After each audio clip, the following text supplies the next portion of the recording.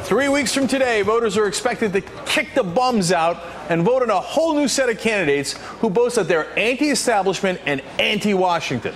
The same people who claim to hate Washington are asking voters to send them there.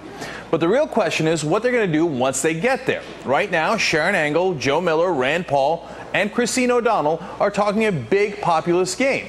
O'Donnell famously claims she's you, but the reality is she's far more likely to look out for someone else when she gets to D.C., herself.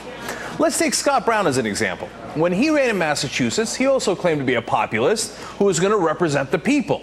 And what happened? When the Democrats needed his vote for the finance reform bill, he started wheeling and dealing.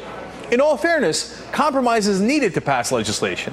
So the question is, what did he want for his vote? Well, it turns out he wanted an $11 billion tax break for the bankers.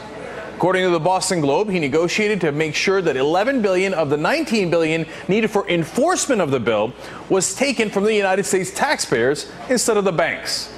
Now, are you ready to be shocked? Guess who his top campaign donors are? Yes, believe it or not, it turns out it's the banks. I didn't see that coming.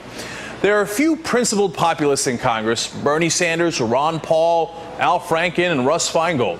Their voting track record indicate that they look out for their voters based on real principles, conservative or liberal, instead of their campaign donations.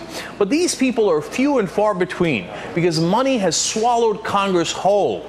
Everyone else is convinced you need gigantic sums of money to run for re-election, and the best way to get that money are from corporate interests and Wall Street. As Senator Durbin said about bank influence in Congress, he said, frankly, they own this place. Now, can true outsiders actually get anything done, or will they compromise their principles when they get in?